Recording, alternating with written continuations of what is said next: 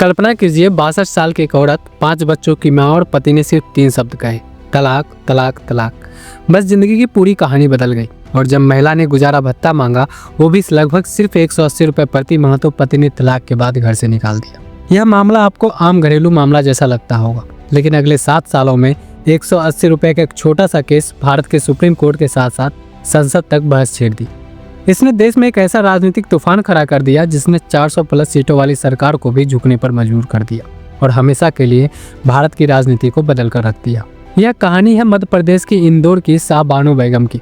1932 में उनकी शादी एक अमीर और मशहूर वकील मोहम्मद अहमद खान से हुई और 5 बच्चे भी हुए। लेकिन शादी के ठीक 14 साल बाद ही खान ने एक छोटी उम्र की महिला से दूसरी शादी कर ली और लगभग 40 साल से ज़्यादा साथ रहने के बाद शाहबानो को घर से निकाल दिया।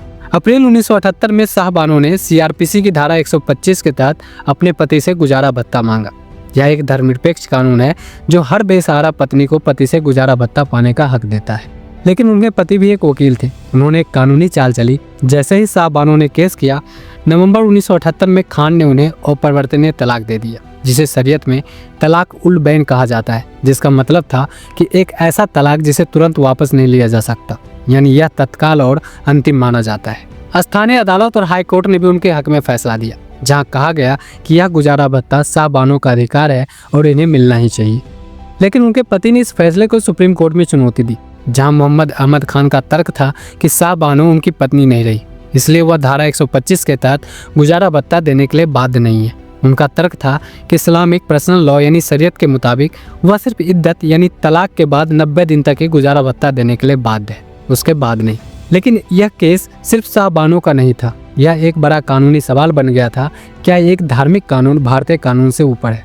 23 अप्रैल 1985, 7 साल के लंबे इंतजार के बाद मुख्य न्यायाधीश YV चंद्रचूड़ की अध्यक्ष वाली 5 जजों की बेंच ने एक ऐतिहासिक और सर्वसम्मत फैसला सुनाया। सुप्रीम कोर्ट ने साफ किया कि कानून की नज़र में सब बराबर है।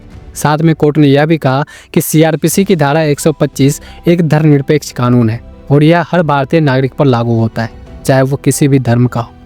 यह कानूनी धार्मिक नहीं बल्कि सामाजिक न्याय के लिए है। कोर्ट ने कुरान का हवाला देते हुए भी कहा कि कुरान में भी तलाकशुदा महिला को मुता यानी ज़रूरत के मुताबिक भत्ता देने की बात कही गई है और यहाँ भी फैसला शाहबानो के हक में आया।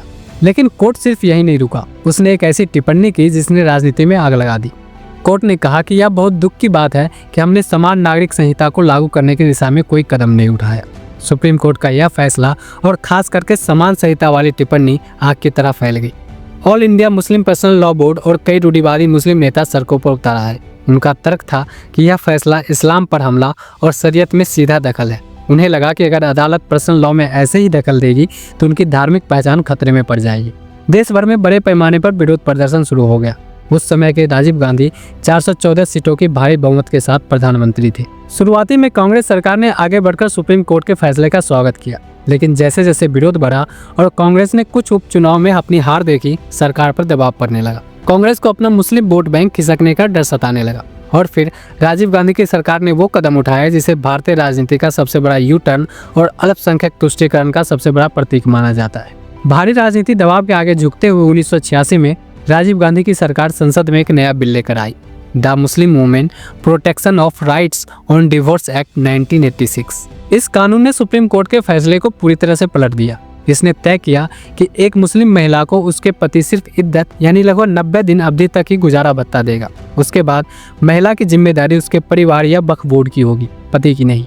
इसने मुस्लिम महिलाओं को सीआरपीसी 125 के दायरे से बाहर कर दिया। सरकार के इस कदम का जबरदस्त विरोध हुआ, यहाँ तक कि उस समय के युवा मंत्री आरिफ मोहम्मद खान ने संसद में ही अपनी सरकार के खिलाफ एक जबरदस्त भाषण दिया। लेकिन जब सरकार नहीं मानी तो आरिफ मोहम्मद खान ने विरोध में मंत्री पद से इस्तीफा दे दिया। बीजेपी और महिला संगठनों ने इसे प्रतिगामी और भेदभावपूर्ण बताया। तो आखिर कहानी का अंत क्या हुआ? 62 साल के शाहबानो जो अपने 180 रुपए के हक के लिए लड़ रही थी, उन्हें आखिरकार अपने पति से कुछ नहीं मिला। लेकिन 2001 में सुप्रीम कोर्ट ने जो किया, उसने एक बार फिर से साबित कर दिया कि राजनीतिक दांवपेच से कानून को कुछ समय के लिए मोड़ा तो जा सकता है, लेकिन संविधान की आत्मा और इंसाफ के तराजू को संभालने की अंतिम शक्ति न्यायपालिका के पास ही है। 2001 में ऐसा ही मामला आया दनियाल लतीफी बनाम भारत संघ का, जिसमें सुप्रीम कोर्ट ने राजीव गांधी के 1986 के उसी कानून की एक अनोखी व्याख्या कर दी।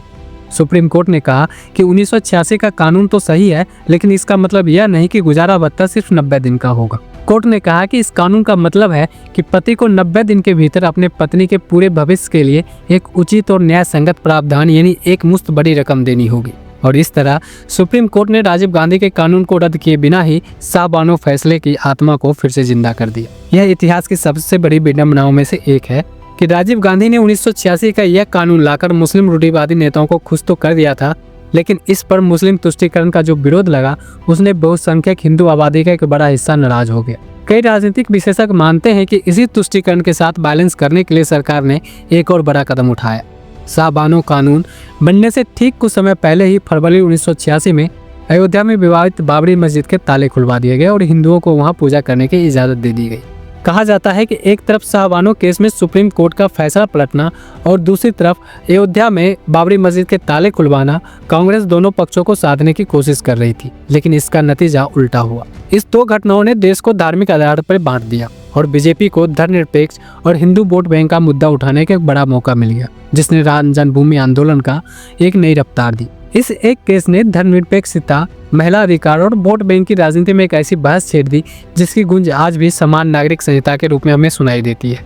आपको क्या लगता है, क्या राजीव गांधी का फैसला एक राजनीतिक मजबूरी थी या महिलाओं के अधिकारों के साथ समझौता? अपनी राय कमेंट्स में जरूर लिखें और ऐसे ही वीडियो के लिए हमारे चैनल जनबल को सब्सक्राइब जरूर करें। जय हिंद।